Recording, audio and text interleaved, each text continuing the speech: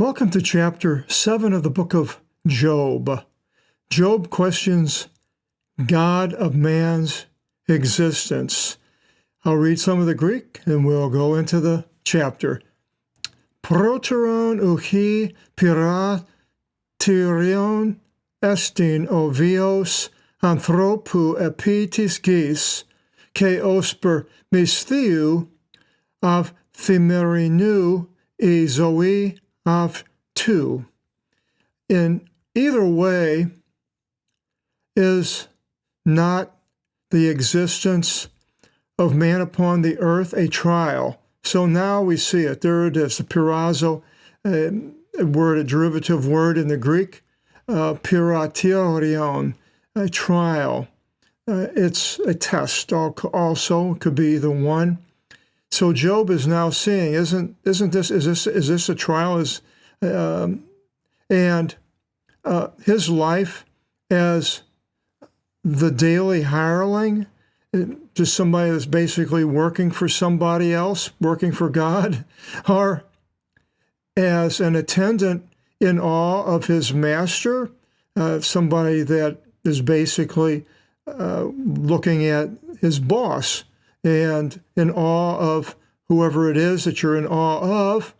And this would be as God, being in awe of God and attaining for shade, or as if a hireling awaiting his wage, wanting to receive something from God. Isn't this what it's all about? And we kind of like this, he's saying.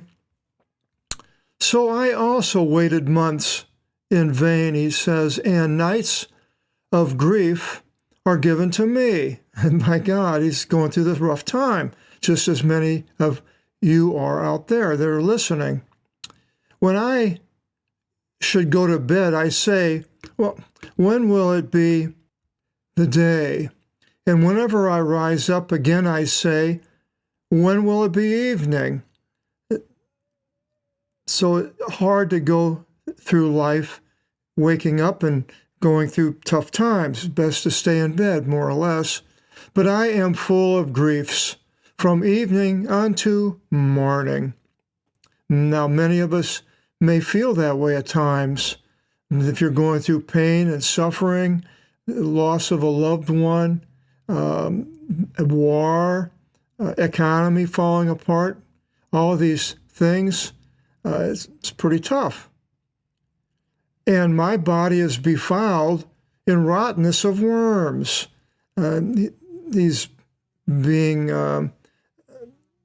body is being attacked apparently by worms inside of her. It says, and I melt away as clods of earth from scraping pus. Kind of sickening thought, but he's got a lot of problems and physical problems and lost everything.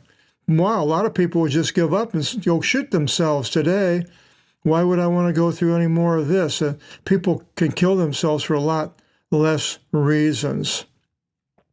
And my existence is lighter than speech. There's nothing to it, but it has perished in vain hope. I'm hoping, but I don't see anything coming from God. And that's a sad place.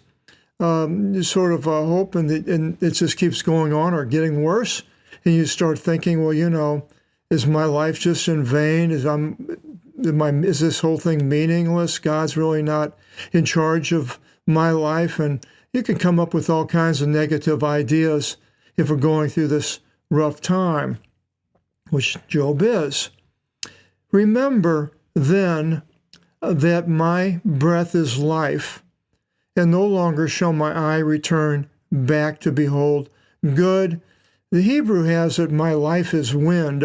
It just goes by really quickly. I like the Hebrew a little better there, but that's not what it is in the Greek.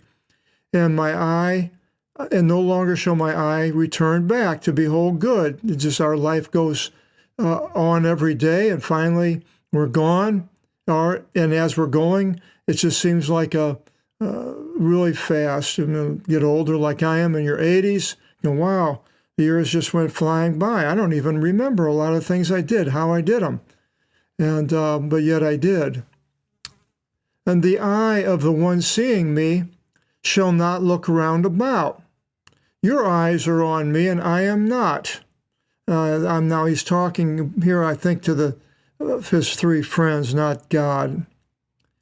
I am as a cloud being cleared away from the heaven.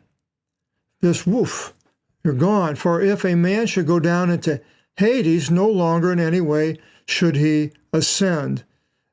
Now, Jesus, it says in Acts 2:27, for you shall not abandon my soul into Hades, nor shall you give your sacred one to seek corruption. Now, 1 Peter 3:19, it has this place, it's a place where it says, in which also having gone, he proclaimed to the spirits in prison. Now, it could be Hades it's referring to here. What else it could be, I don't know. But it doesn't say, he says he proclaimed to them. But once you're in Hades and no longer should he ascend, that's probably the case. Because with Lazarus and the rich man, when Lazarus, they both died, Lazarus saw the rich man was in Hades, and God said that there's no way for him to come to the other side, nor for Lazarus to go there. And then it continues in verse 10, nor in any way shall he return unto his own house, nor shall his place in any way recognize him anymore. Once you're gone. Once I'm gone, I'm gone. Nevertheless, then, neither I will spare my mouth. I will speak being in distress of my spirit, and I will open the bitterness of my soul being held in. I'm going to let go. And that's an amazing thing, though, in the first book of the Bible, where now it's talking about soul and spirit. Where is it at? Spirit's a spirit. And the soul, separate. It's interesting that he has that. Can see that there's a difference between spirit and soul.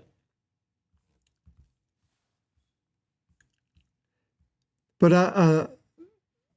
I will open the bitterness of my soul being held in. Is it that I am a sea or a dragon that you delegated a guard over me?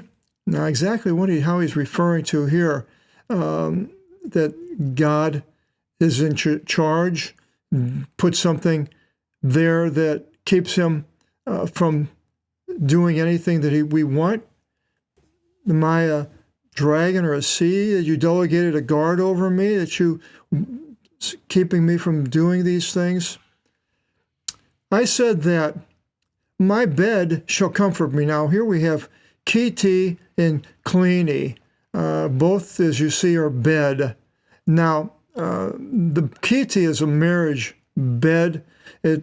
We have the word coitus that comes from that. And Klini, recline, some type of a, maybe even, it doesn't have to be a bed, it could be a bed for eating dinner. They did that. They reclined in those days when they ate on something, and then they reached over and got the food and ate it, sort of leaning over on their side. But the bed is where you would sleep, more or less.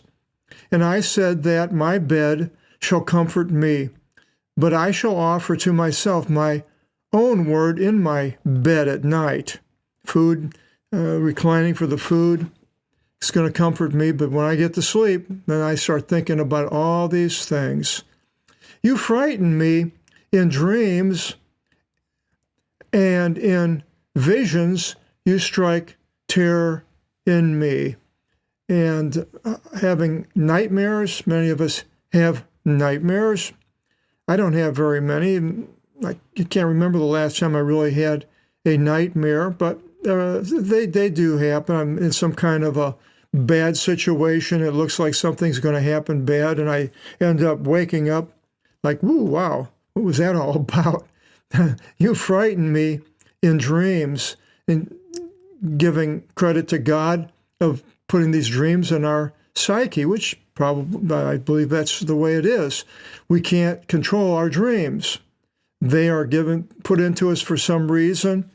Now, how much God is in control of the dream, it's interesting because we see people that could interpret dreams by the power of God. Joseph to the baker and the wine server, and then Pharaoh, and then later Daniel to Nebuchadnezzar with these dreams. And so they're interesting that I believe they come from God, even the ones that scare us, probably for a purpose. You will dismiss my soul from my spirit, and my bones from death. For I shall not live into the eon. Well, at least he won't in his flesh. He doesn't see the resurrection or Jesus. That I should patiently wait.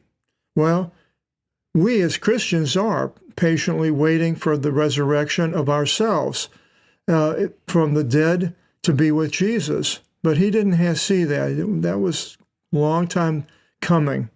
Depart from me, to these men, for my livelihood is empty. I don't have any money. I don't have anything anymore. Get away, kind of striking out at them. For what is man that you magnified him, or that you heed the mind in him?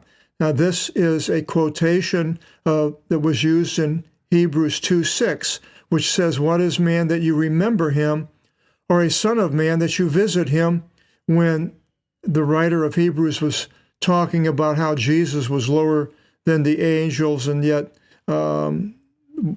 God deals with man on a personal level. Or will you make him a visit until the morning? Yeah, he did. And shall you judge him for rest? Yes, God is doing those things. He's going to judge. For how long do you not allow me, nor let me go, until whenever I should swallow down my spittle in grief? How long do I have to go through this? If I sin, how am I able to act out against you, O one having knowledge of the mind of men?